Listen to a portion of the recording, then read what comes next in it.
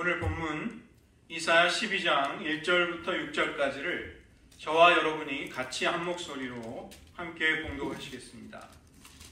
그날에 내가 말하기를 여호와여 주께서 전에는 내게 노하셨사오나 이제는 주의 진노가 돌아섰고 또 주께서 나를 안위하시오니 내가 주께 감사하겠나이다 할 것이니라. 보라 하나님은 나의 구원이시라. 내가 신뢰하고 두려움이 없으리니 주 여호와는 나의 힘이시며 나의 노래시며 나의 구원이심이라. 그러므로 너희가 기쁨으로 구원의 우물 들에서 물을 기르리로다. 그날에 너희가 또 말하기를 여호와께 감사하라. 그의 이름을 부르며 그의 행하심을 만국 중에 선포하며 그의 이름이 높다 하라. 여호와를 찬송할 것은 극히 아름다운 일을 하셨음이니 이를 온 땅에 알게 할지어다. 시온의 주민아 소리 높여 부르라. 이스라엘의 거룩하신 이가 너희 중에서 크심이니라 할 것이니라. 아멘. 기도하시겠습니다. 하나님, 저희들 구원의 복된 기쁜 이 절기를 맞아 구원의 우물 되신 예수 그리스도께로부터 감사와 기쁨의 깊은 은혜들을 길어낼 수 있는 은혜를 주시고 우리의 힘과 노래와 구원이 되시는 여호와를 항상 의지함으로 우리들의 인생의 여정 가운데 늘 주님께 영광을 돌리는 발걸음이 되도록 붙잡아 주시옵소서. 모든 말씀 예수님의 이름으로 기도드립니다. 아멘.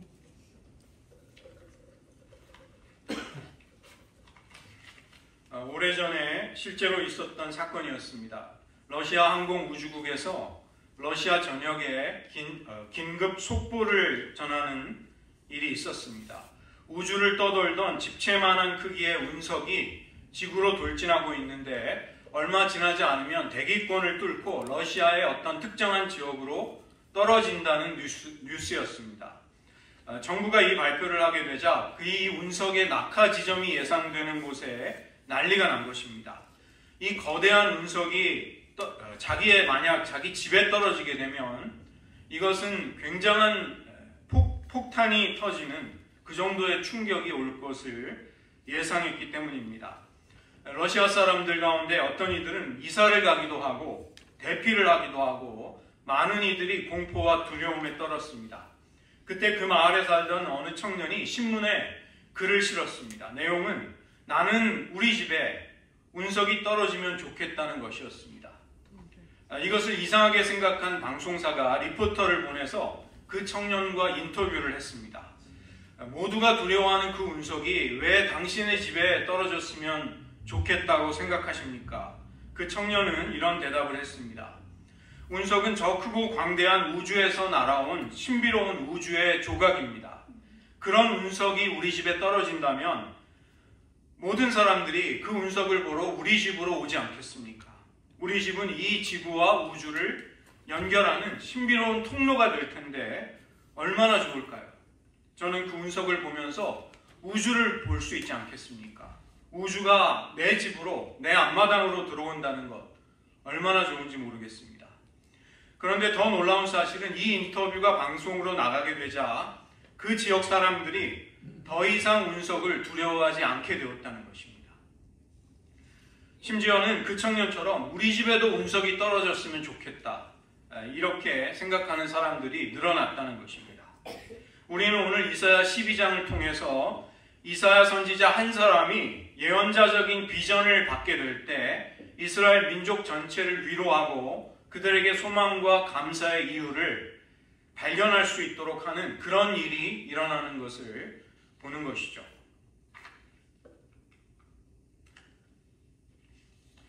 우리에게도 올 한 해 감사할 만한 일들도 있었고 가슴 아프고 고통스러운 사건들도 있었습니다. 12장 1절 말씀에 따르면 심지어 하나님의 진노가 하나님의 백성들에게도 올 수 있음을 선지자는 이야기합니다. 그러나 적어도 하나님의 백성에게 그 진노는 위로를 경험하기 위해서 반드시 지나가야 하는 과정이 되는 것입니다. 그런 고난은 연단을 거쳐 회복에 이르게 하는 하나님의 계획 속에 놓여있는 고난이 되는 것이죠. 현실에 갇혀있지 않고 매몰되어 있지 않은 선지자의 비전, 그의 믿음의 시각이 감사와 찬양을 가능하게 만든 것입니다. 이 고대 근동에서 아수르의 패권이 커지게 되자 모든 주위의 나라들이 위협을 받게 됩니다. 그런 와중에 북이스라엘과 아람의 왕은 서로 동맹을 맺고 남유다를 향해서 우리들의 동맹에 함께함으로써 아수르를 대적하자고 제안을 하지만 유다가 그것을 거절하게 되자 남유다를 침공하는 일이 벌어지게 됩니다.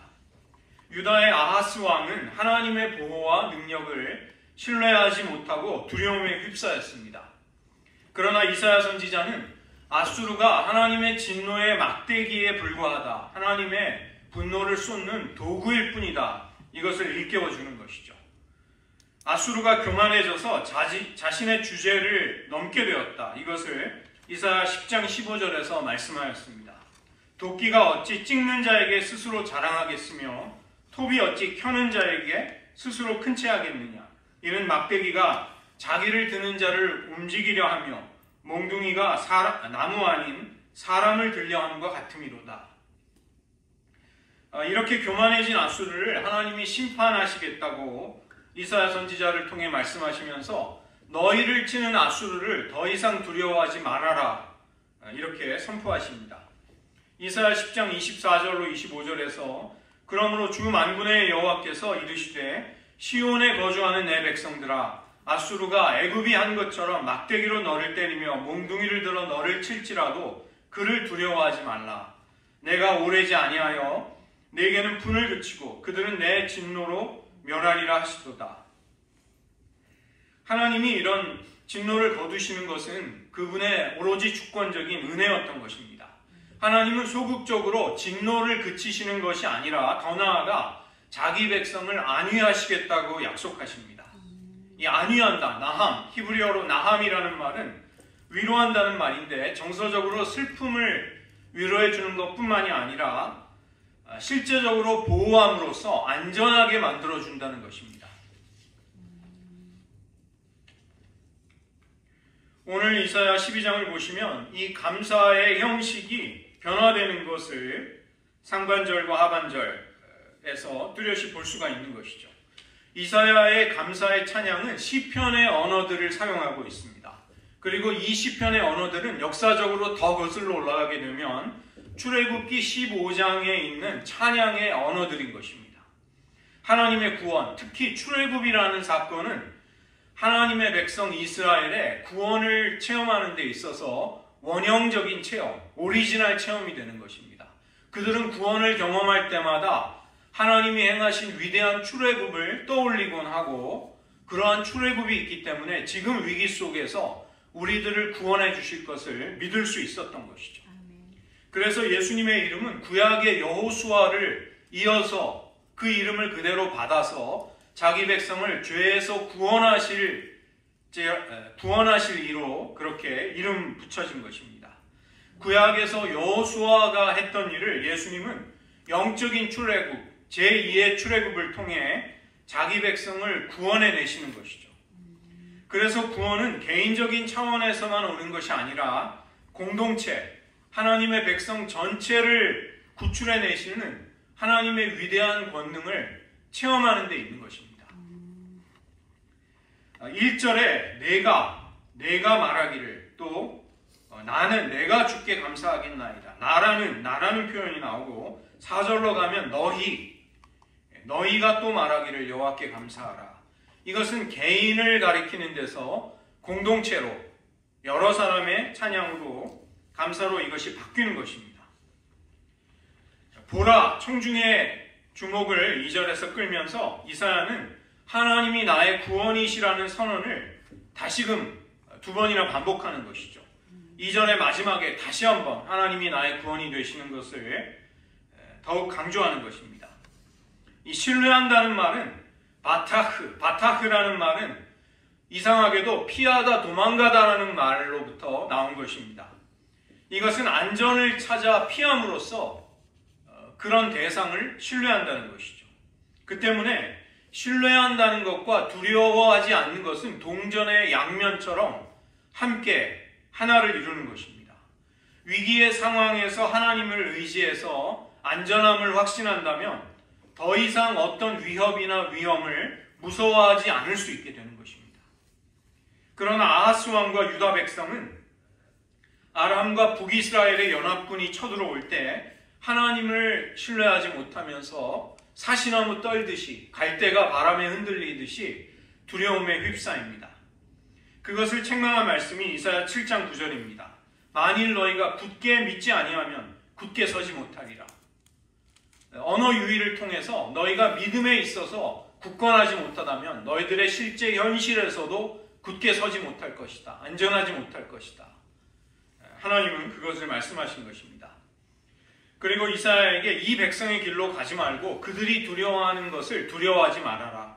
만군의 여호와를 너희가 두려워하며 무서워할 자로 삼으라.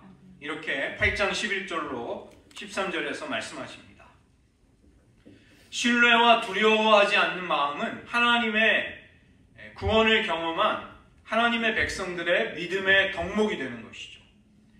그 한글 성경 개역 개정판에는 번역이 생략이 되어 있지만 2절에 주 여호와는 나의 힘이시며 이 9절 바로 앞에는 원인을 이끄는 히브리어 키라는 접속사가 들어있습니다. 왜냐하면이라는 뜻입니다.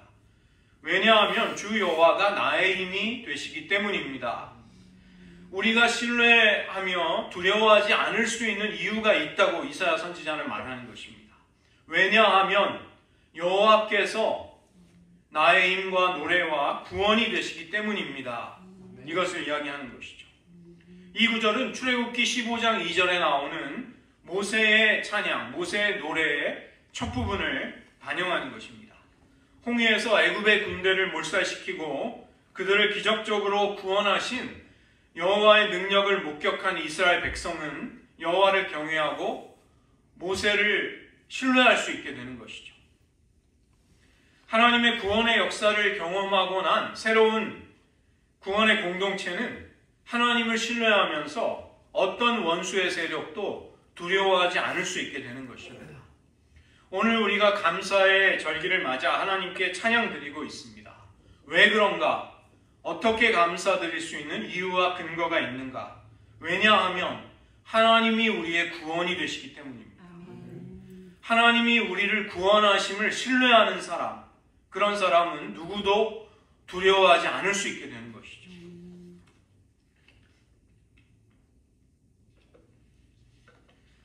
12장 3절을 보면 구원의 우물들에서 물을 깃는다고 이사야 선지자는 말씀합니다. 샘과 샘물, 광야에서 만나게 되는 물은 하나님의 구원, 하나님이 주시는 생명을 상징하고 있습니다.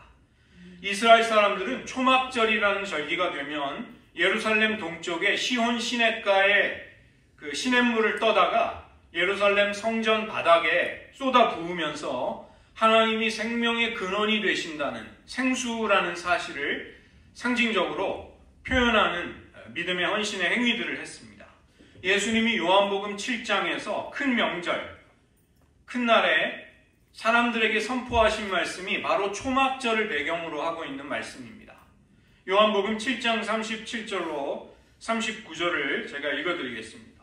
명절 끝날 곧 큰 날에 예수께서 서서 외쳐 이르시되 누구든지 목마르거든 내게로 와서 마시라. 나를 믿는 자는 성경의 이름과 같이 그 배에서 생수의 강이 흘러나오리라 하시니 이는 그를 믿는 자들이 받을 성령을 가리켜 말씀하십니다. 예수께서 아직 영광을 받지 아니하셨으므로 성령이 아직 그들에게 계시지 아니하더라. 이스라엘 백성들이 경험했던 결정적인 구원의 체험은 모두 물과 관련이 되어 있습니다. 하나님이 홍해를 열어주시자 그들을 뒤쫓는 애굽의 군대로부터 그들은 구원을 받게 됩니다. 또 하나님이 요단강을 열어주시자 약속의 땅 가나안으로 그들은 마른 땅을 평지처럼 육지처럼 건너서 들어가게 되는 것이죠. 홍해 이후 광야의 여정 속에서 하나님이 이스라엘 백성들에게 기적적으로 물을 공급하심으로 그들은 광야에서 생존할 수 있게 됩니다. 다만 이스라엘 백성들은 물이 없어 목마르게 되면 많은 원망과 불평 가운데 하나님의 진노를 샀습니다. 그러나 이제 하나님의 큰 구원을 깨닫게 된 구원의 공동체는 기쁨의 물을 길어 올린다는 것입니다. 이것은 단지 마시는 물이 아니라 구원의 우물들인 것이죠. 하나님의 구원으로 인한 모든 복들을 우리는 구원의 근원이 되시는 예수님께로부터 길어 올리는 것입니다. 우리가 왜 이처럼 구원의 우물들에서 이러한 생수를 길어낼 수 있는가? 우리는 하나님이 베푸신 모든 은총과 온갖 좋은 선물에도 감사하지만 하나님 그분 자신이 바로 우리의 생수의 근원이 되시기 때문에 감사할 수 있는 것이죠. 예수님은 초막절의 관례에 따라서 하나님이 생명의 근원, 생수의 근원이 되심을 표현하고자 성전 바닥에 물을 쏟아붓고 있는 사람들에게 말씀을 하신 것입니다. 누구든지 목마르거든 내게로 와서 마시라. 나를 믿는 자는 성경의 이름과 같이 배에서 생수의 강이 흘러나오리라. 이 생수의 강은 예수님이 고난과 죽음과 부활을 거쳐 영광을 받으시고 나서 우리에게 부어주시는 성령님이시다. 이것을 요한복음 7장 39절이 설명해주고 있는 것입니다. 우리는 이런 놀라운 은총 속에서 오늘 감사하고 찬양할 이유를 발견하게 되는 것이죠. 말씀을 따라 우리는 어떻게 살아갈 수 있을까요? 가장 중요한 전제가 있습니다. 지금 여기 하나님이 우리를 두신 삶의 자리에서 감사하고 찬양할 이유가 근거가 되는 것은 나의 조건과 상황에 달려있는 것이 아니라 하나님의 하나님 되심에 달려있다는 것입니다. God's being God, 하나님의 하나님 되심. 정호승 시인의 지푸라기라는 시가 있습니다. 저희들 함께 좋은 시인데 천천히 한번 같이 낭독해 볼까요? 나는 길가에 버려져 있는 게 아니다. 먼지를 일으키며 바람 따라 떠도는 게 아니다. 지푸라기라도 잡고 싶은 당신을 오직 기다릴 뿐이다. 내일도 슬퍼하고 오늘도 슬퍼하는 인생은 언제 어디서나 다시 시작할 수 없다고. 오늘이 인생의 마지막이라고. 길바닥에 주저앉아 우는 당신이 지푸라기라도 잡고 다시 일어서길 기다릴 뿐이다. 물과 바람과 맑은 햇살과 새소리가 섞인 진흙이 되어 허물어진 당신의 집을 다시 짓는 단단한 흙벽돌이 되길 바랄 뿐이다. 우리가 보기에 이 지푸라기가 아무 쓸모가 없고 여기저기 바람에 불려다니는 한낱 미물에 불과한 것이죠. 그러나 이 지푸라기는 지푸라기라도 잡고 싶은 사람들을 절망에서 일으키는데 조그마한 도움이라도 주기를 원하고 있는 것입니다. 진흙과 섞일 수만 있다면 벽돌이 되어서 절망한 그들이 희망의 집을 다시 짓는데 자신이 쓰임받기를 원하고 있는 것이죠. 한낱 지푸라기라도 이럴 수 있다면 우리는 어떨까요? 우리는 지푸라기에 비할 바가 아닌 것입니다. 하늘을 나는 새, 들의 피는 한 송이의 백합화도 하나님은 먹이시고 솔로몬의 모든 영광으로 입은 것보다 더 큰 영광으로 그들을 입혀주십니다. 자기 아들을 아끼지 않고 내어주시면서까지 사랑하신, 그렇게 구원하신 우리들을 하나님이 얼마나 기뻐하실까를 우리는 떠올릴 수 있어야 합니다. 쉽게 절망하고 쉽게 원망하고 쉽게 자포자기하는 인생은 하나님의 섭리와 뜻에 얼마나 조화되지 않는가, 얼마나 어울리지 않는 반응을 하고 있는가를 스스로 자각할 때 부끄러움을 느껴야 한다는 것입니다. 우리가 감사와 찬양을, 두 번째로는 사명을 발견할 때 우리는 그것이 풍성해지게 됩니다. 사도행전 5장 41절을 보면 사도들은 그 이름을 위하여, 예수님의 이름을 위하여 능욕받는 일에 합당한 자로 여기심을 기뻐하면서 공회 앞을 떠나니라. 예수님의 귀한 이름을 전파하고 증언하는 그 귀한 복음 사역이 사도들, 복음 전도자들, 초대교회 신자들에게 놀라운 기쁨을 가져다 준 것이죠. 그들이 얻어맞고 고통당하고 내쫓기고 심지어 순교를 당할지라도 그들에게 충만한 감사가 기쁨이 넘치게 했던 것입니다. 아무리 작은 일에도, 아무리 적은 순간이라도 우리가 하나님을 위해, 하나님의 교회를 위해, 하나님이 지으신 세상을 위해 쓰임받을 수 있다면, 작은 기여라도 할 수 있다면 그것은 감사가 넘치는 인생이라는 것입니다. 우리가 동료 그리스도인들, 하나님의 백성들을 위해 기도해 줄 수 있다면 그것은 특권이 되는 것이죠. 그러나 하나님 앞에서 자신의 사명의 자리를 발견하지 못한 사람, 그런 사람들은 온갖 것을 소유하고 여러 가지 수없이 많은 쾌락들로 자신의 마음을 채우려 할지라도 다시 공허함에, 다시 절망감에 빠지는 것입니다. 마지막으로 구원의 감사와 기쁨은 공동체로 퍼져나가고 공동체를 통해서 커져갈 수 있는 것이죠. 아메리카 인디언 오마스족의 격언 중에 잘 알려진 말이 있습니다. 한 아이를 키우는 데는 온 마을이 필요하다. 그들은 아이들을 부모가 키우는 것이 아니라 다 함께 같이 양육했던 것입니다. 지금 많은 현대인들이 우울해하고 있습니다. 놀랍게도 통계를 내보면 신자들의 경우에도 이 수치가 크게 낮지 않습니다. 인생의 무거운 짐을 진다는 것이 쉽지 않기 때문입니다. 많은 사람들, 특별히 신자들조차 기쁨을 잃어버린 채 살아가고 있습니다. 그러나 하나님은 우리가 하나님을 기뻐하며 살기를 원하십니다. 이제 곧 오게 될 예수님의 탄생, 예수님이 이 땅에 오신 날은 이 땅에 충만한 기쁨으로 가득 차는 날이 되는 것입니다. 메시아이신 예수님을 만나는 지극히 큰 기쁨의 날이 오는 것이죠. 예수님은 기쁨의 근원이십니다. 그래서 이사야 선지자는 너희가 기쁨으로 구원의 우물들에서 물을 기르리로다, 이런 고백을 하였던 것입니다. 이 구원의 우물로 가면 세상이 줄 수 없는 기쁨이 있습니다. 우리는 그리스도와 함께하는 믿음의 사람으로 메마르지 않는 기쁨의 샘을 발견하게 되는 것이죠. 사도 바울의 말씀처럼 항상 기뻐하며 산다는 것, 그것이 불가능하지 않게 되는 것입니다. 지금 힘들고 지치며 메마른 광야의 길을 우울하게 걷고 있다면 구원의 우물로 나아가셔야 합니다. 주님과의 교제를 힘쓸 때 기쁨의 근원이 우리들 앞에 열리게 될 것입니다. 우리가 광야와 같은 인생길에서 안위를 얻고 기쁨을 누릴 수 있는 이유, 이사야 선지자는 구원의 우물이신 예수님이 우리에게 계시다고, 그 때문이라고 말씀하고 있는 것이죠. 누구든지 목마르거든 내게로 와서 마시라. 그리스도 안에 있는 그분 안에 가득한 위로와 힘과 기쁨을, 그리고 감사를 충만히 경험하기 위해서 구원의 우물 앞으로 나아가서 기쁨의 생수를 한껏 길어 올리시는 삶이 되시기를 주님의 이름으로 축원드립니다. 함께 기도하시겠습니다.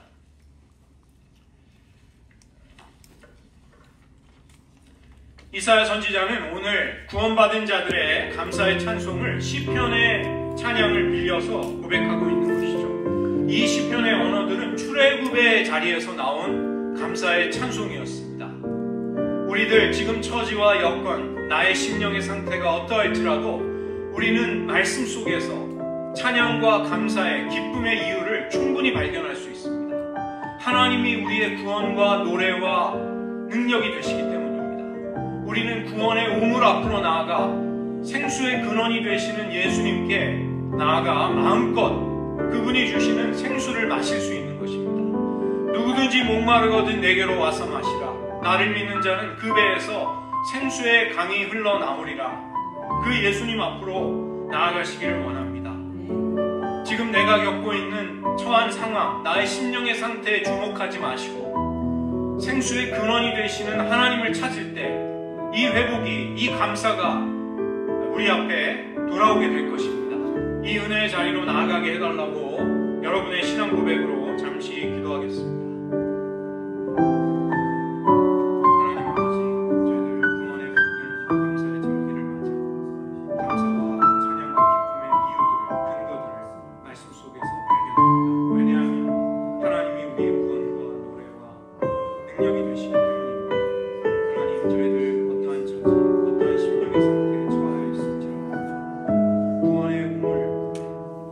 생수의 근원이 되시는 예수님을 찾을 때 주님이 주시는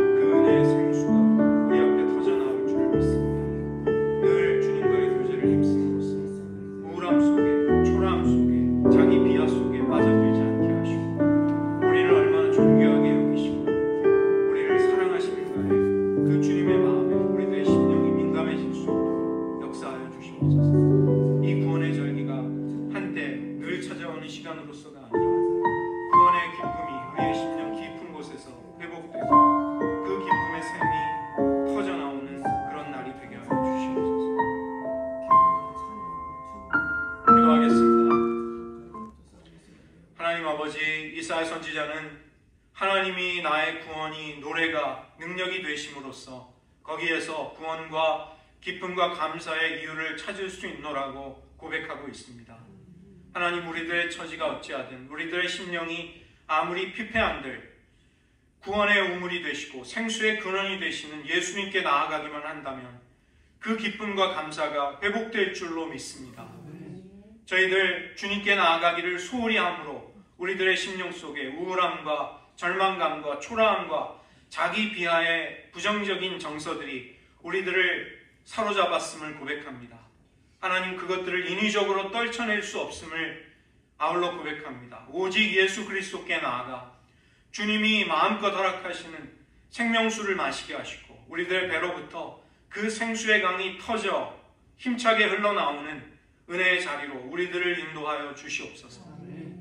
이 감사의 절기가 매년 맞이하는 일상적인 반복되는 절기가 아니라 우리의 심령 깊은 곳에서 생수의 근원이 터져나오고 감사의 뚝이 터져 흐르는 놀라운 절기가 되게 하여 주시옵소서.